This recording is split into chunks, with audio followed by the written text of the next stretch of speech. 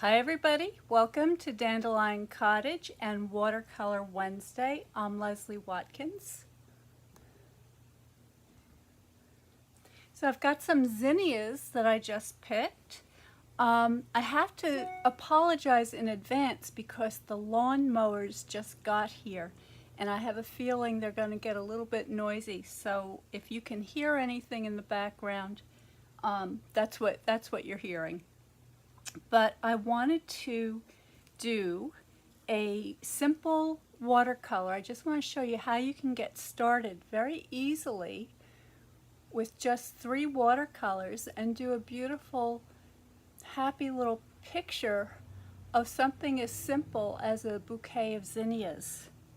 So let's get started. I also want to come on and say hi because I now have this set up so that we can do a little more personal presentation. But here are the zinnias, okay, and I've got this screen behind me because my studio is in utter chaos as I'm getting ready for my pop-up shop, and I'm just trying out some different things. So if you haven't heard, I am going to have a pop-up shop in town where I live, Norfolk, Connecticut, and I have the shop for an entire month. And it's going to be all about watercolor, paper crafting, and my oil painting. So I have an exhibit of my paintings up as well. And there's going to be classes and events and demonstrations and all sorts of things going on. So if you're somebody who lives within 50-mile radius of the northwest corner of Connecticut, I sure hope that you'll come by and say hi.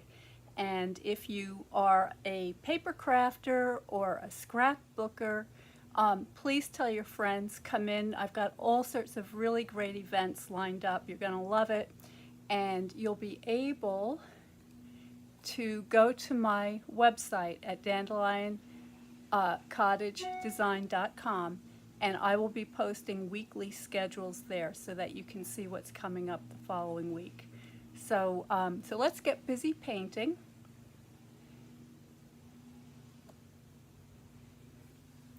I'm going to grab my watercolors.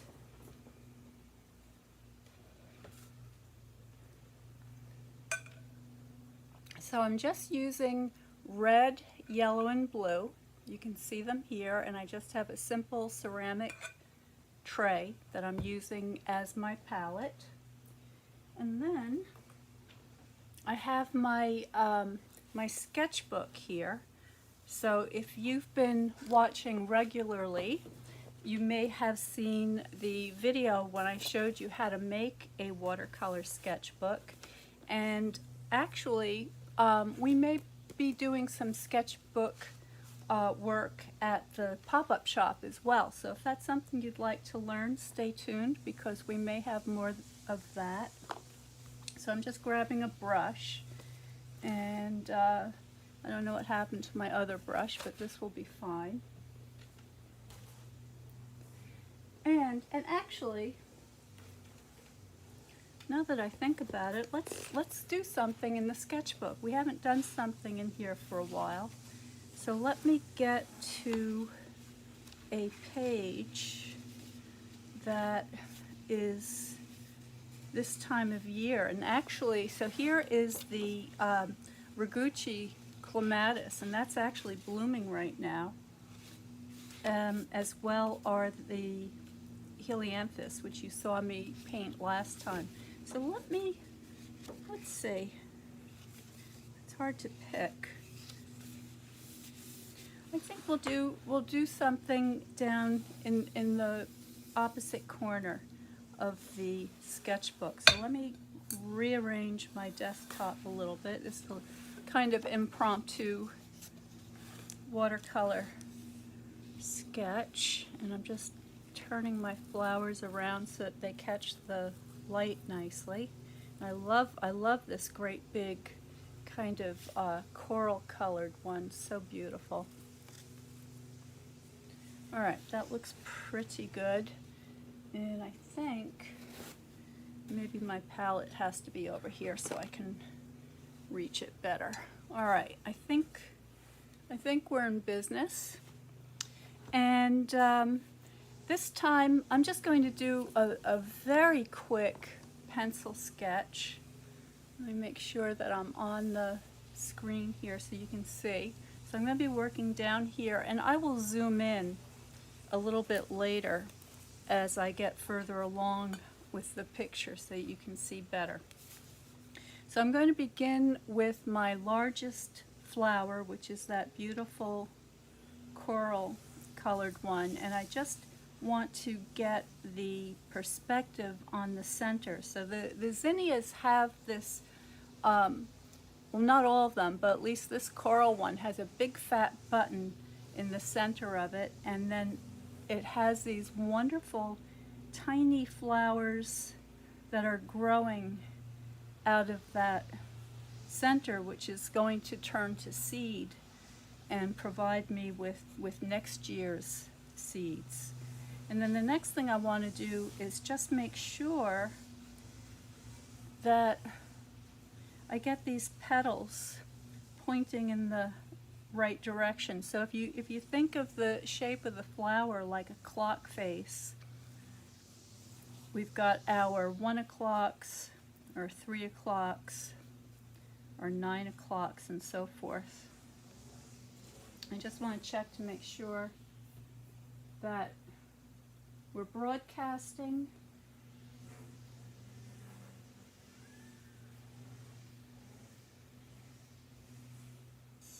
Or 3 o'clock. I just want to check to make. And yes, that looks good. And I've got Cheryl and Charlotte are here already. Awesome. Nice to see you ladies. Thank you for tuning in.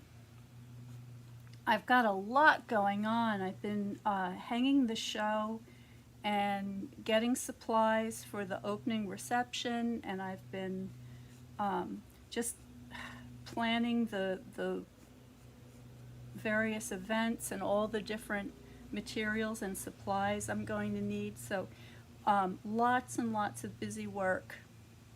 So I'm not going to keep you too long today because I have to get over there and make another delivery. And also I'm getting some extra lights because as you may know, the lighting is not so good over there right now, so I need more of the spotlights. Alright, so there's the pretty little primrose yellow one, and I love that color yellow. I think, can you see a little? No, I guess you can't see it. I'll show you I'll take a picture, or I'll bring the bouquet into the camera so that if you'd like to take a screenshot, you'll be able to do that, and then you can follow along at home. And then over here is my orange one.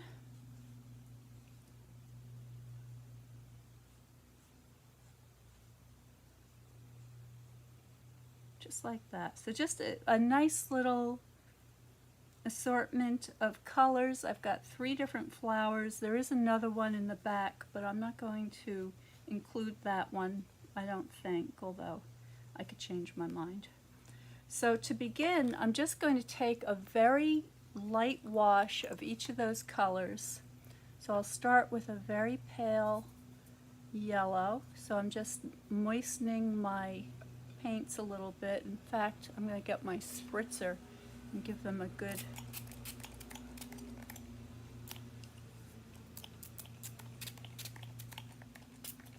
okay. So this is a very dilute mixture, just a very pale wash of yellow.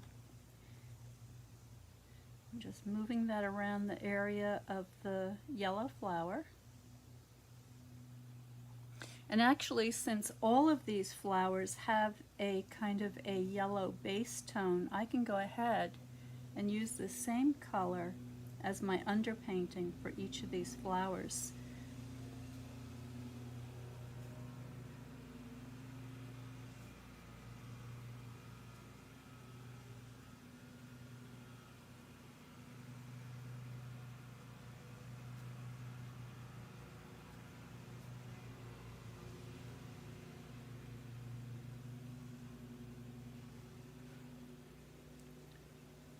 Alright, so that's it. Just a quick wash just to begin to moisten the paper a little bit.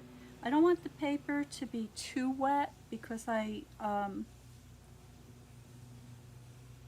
just want to treat this as a nature study, not as a, for instance, a loose painting where I would have wet and wet. This is what I would call sketching with your brush.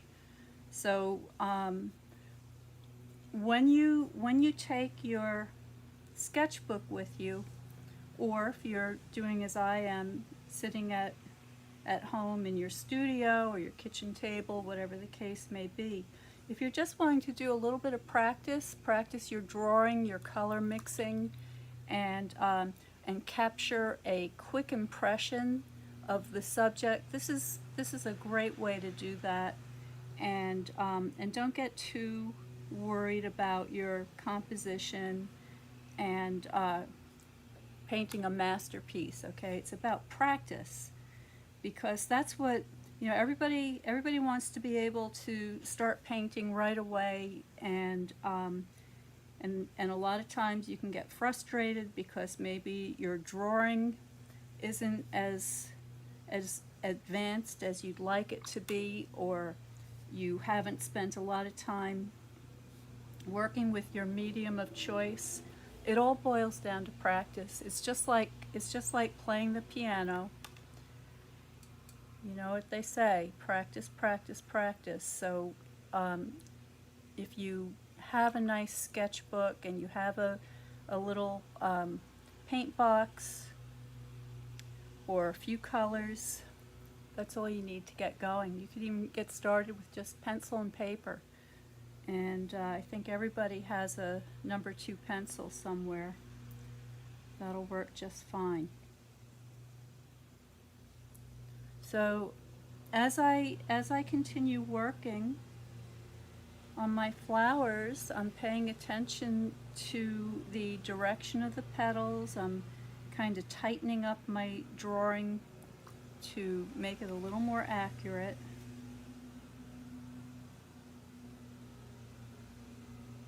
Paying attention to light and shade, and I'm also seeing how the different color mixtures will affect the areas around them, because what you paint in one area makes another area of your picture look a little bit different.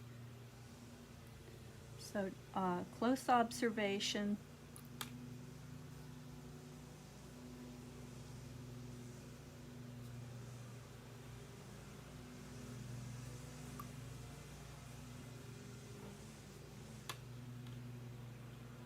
Now, I can see on this little yellow flower in the foreground here that it's brighter in the center where the stamens are, so I can increase the color a little bit there. And I also want to get more of this orange quality on this one that's sort of underneath.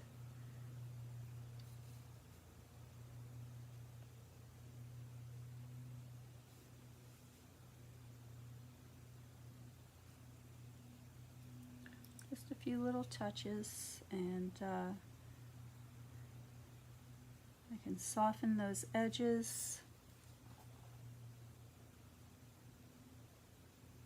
Now, some of this flower is in shadow because it's tucked under the flower that is above it and beside it.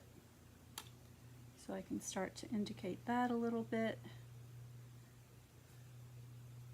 And it also has those beautiful yellow stamens in the center. Okay. Am I getting out of camera here? Probably. It's, you know, it's all the different things. Sorry if you're just seeing the side of my head. I can't do everything at once, but I try to learn from from each video so I can get a little bit better each time I go live. All right, so now what I'm doing is I'm taking a darker mixture and I'm just using the tip of my brush and getting some of these places where the petals overlap. Indicate a little bit of that.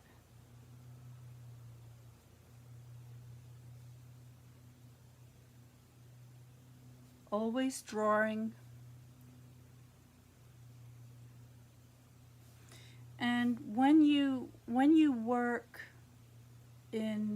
with more of a dry brush technique, meaning a lot less water on the brush and on the paper, if you use very tiny strokes the way I am, you can continue to refine your drawing as you go, so you can make any little changes and corrections that you may think necessary.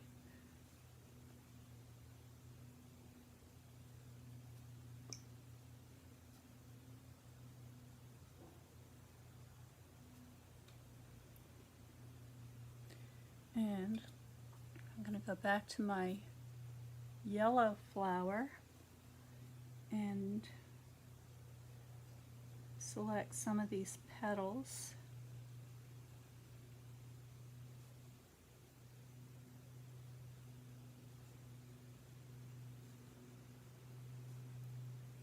And the shadow areas in the yellow flower are sort of a cool neutral. So I can use a little mixture to get into these shadows.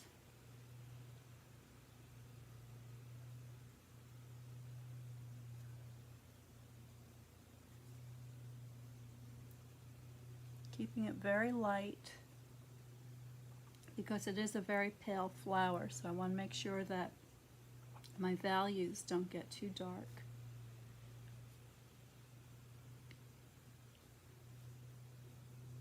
And Kit's here. Hi, Kit. I need some coffee.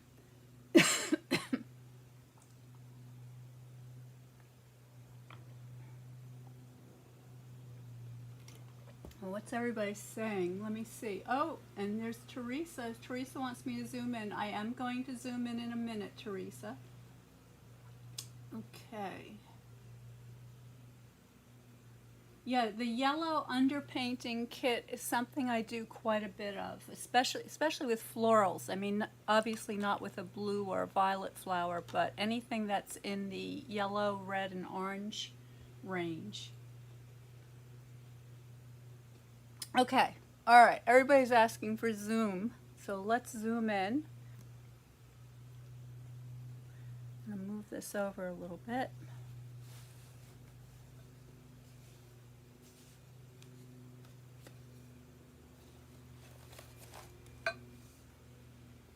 Okay, there we go. And so that's what I've got so far. So just a quick study, not you know, not something that you have to prepare for in advance. Just pick up your brushes, grab a piece of paper, and if you have some flowers handy.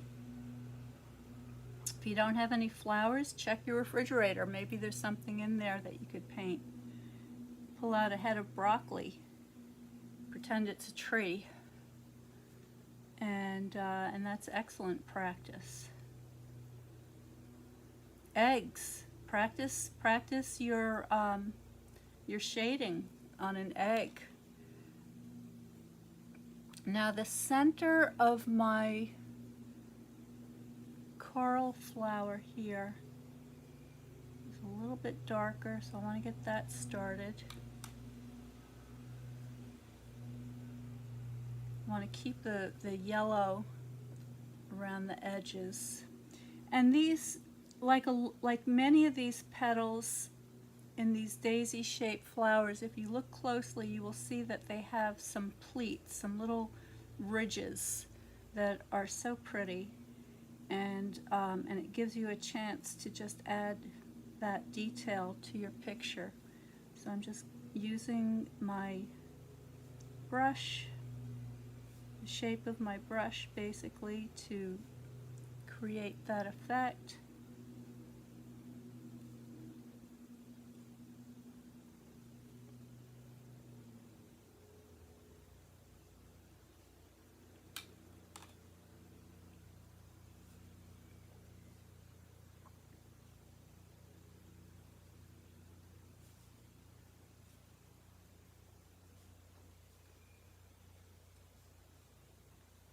A little bit darker under here.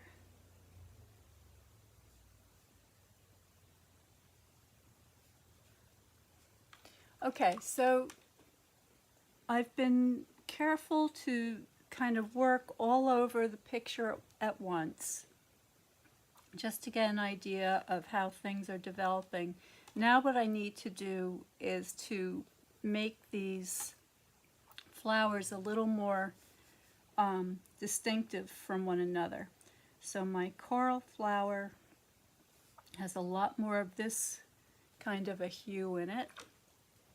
The paper's nice and damp, and I can use that to my advantage because it's going to help me to get these very nice transitions just by softening those mixtures so one color blends nicely into the other.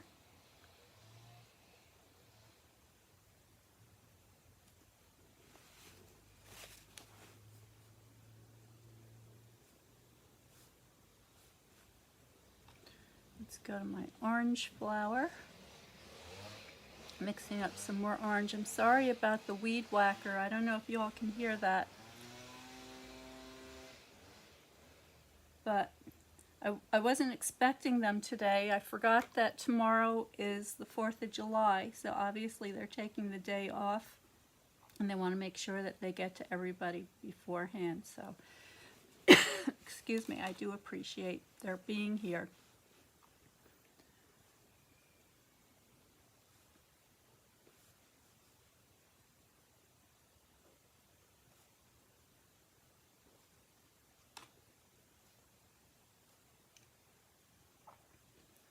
Now at this point,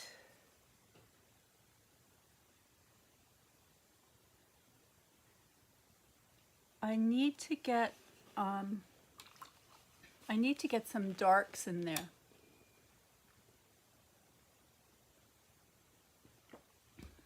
So I'm going to mix up a stronger, sorry, talking too much.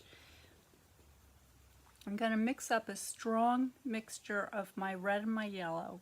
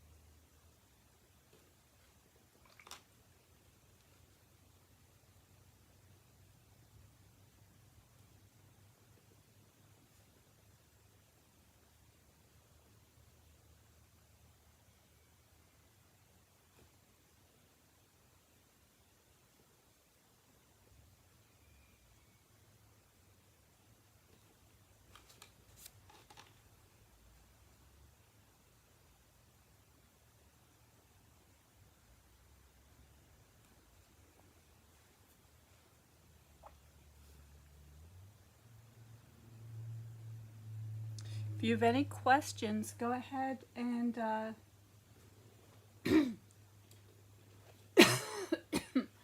here's Sandra. Hi, Sandra. Oh my goodness, 110 degrees there today. I'm so sorry. Obviously you have air conditioning. It's warm here too, but nothing like that.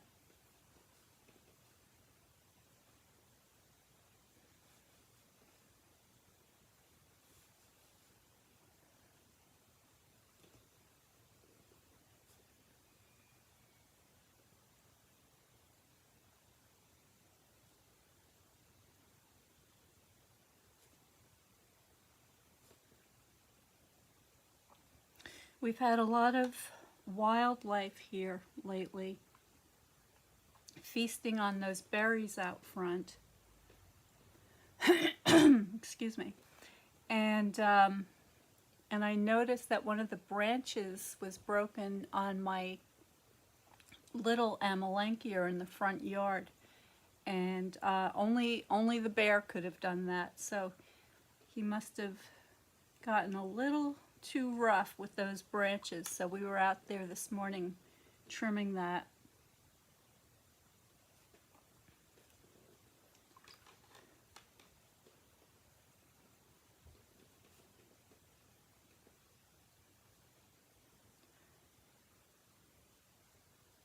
And then we've got a deer that's been coming around, and I caught him eating my hostas, so he got chased away. He was beautiful to look at, just gorgeous, but I really don't want to be feeding the deer and all his friends in my gardens. There's plenty of woods around here and fields.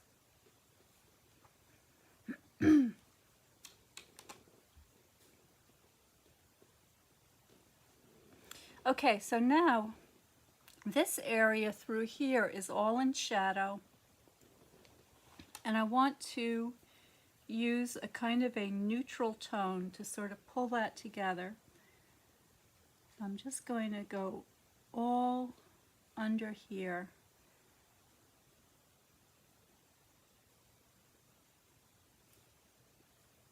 Wherever that cast shadow is.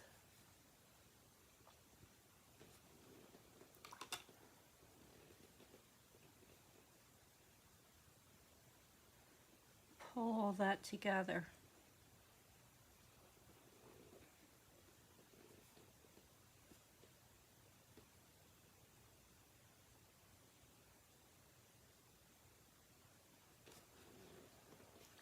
All right, so that's coming along pretty nicely. At this stage, it just needs a little more color. Not all over, just here and there. I want this to read as an orange zinnia.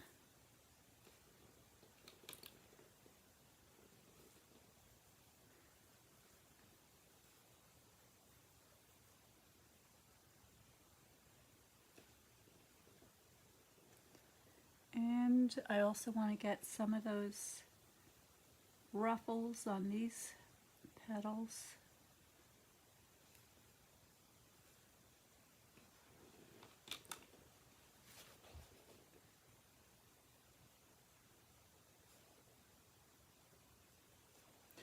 And when the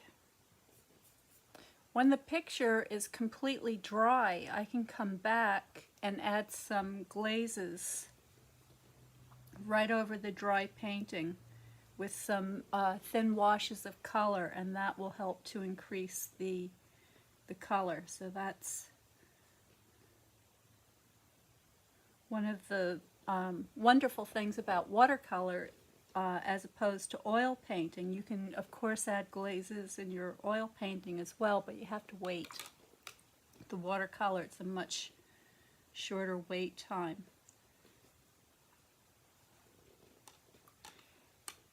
And let me see. Yeah, that's too wet for me to do that right now. I can feel that the paper's fairly damp at the moment, so I'm not going to push my luck.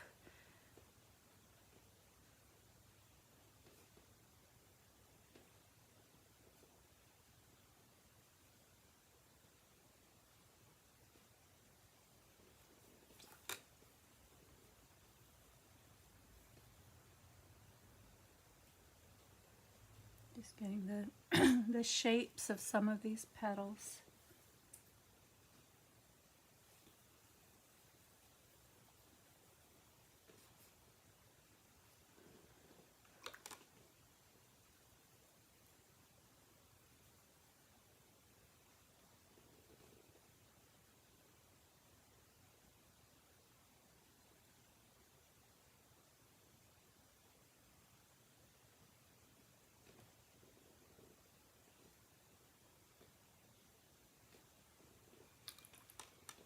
Okay, so Charlotte says 101 degrees in Texas. And she's got a bunny outside her flower bed. I saw a bunny out here the other day. Oh, it's a baby. Aw, Charlotte has a new rabbit friend. Well, I'll tell you what, the tall man is not going to be happy when he hears me talking about all the deer and the bear and the rabbits, because he is very protective of his plants. And he's not as tolerant as I am when it comes to the wildlife here.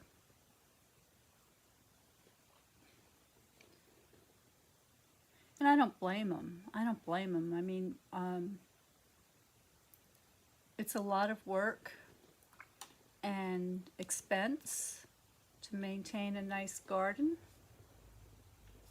And it could just take one quick deer visit can put an end to all your efforts. So I understand. I do understand, but I also feel like, you know, that's the reason why I like living here, is because of the wildlife. It's beautiful here, and it's always fun to catch a sight of one of the animals, and nice to have them right here. So I guess we have to find a balance, as with most things. All right, so now I've pretty well established my middle tones. I'm mixing up a little bit of my red and my blue to get a violet. And I'm just going to see what that does for me in here. And that's working nicely. So there are some places underneath the stamens where it is quite dark in the center of this flower here, and even in between a couple of these petals. So I can use that to good effect. Okay, so you see what happens as I begin to build up my values, and by that what I'm talking about are my lights and my darks. So just by adding a little bit of light violet, it's not even a dark violet, it's just a very pale violet, it helps to add a whole other level of dimension to the subject. And also, having that added blue is going to help to make the orange read as more orange, because these are complementary colors. So you want to have a nice balance of your colors so that you can create a kind of a harmony. Okay, so I think you can see what happens. It just kind of changes everything. But I want to use it sparingly, and I want to be very careful about where I put it. And if you are one of my watercolor students, you know exactly what I'm talking about. If you're a member of the Watercolor Card Club, I go into this in great depth, and we talk about this all the time. And if that sounds like something you're curious about, you'd like to learn more about it, please go to my website at dandelioncottage.com and look up the Watercolor Card Club, and you'll find a lot more information there, and how you can join, and you'd be welcome. So I think I'm just about done here.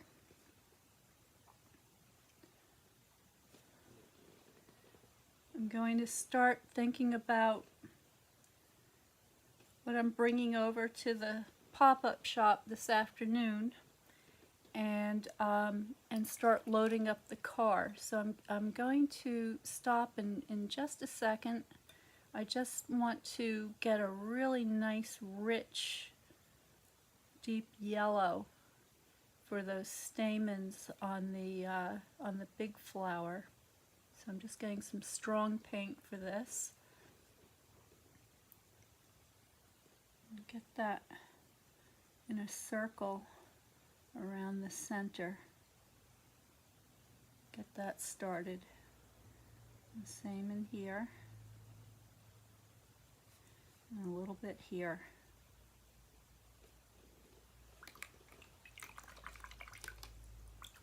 Okay, now I may add some leaves just to balance the picture out, but for now I think that's enough information for you to get started.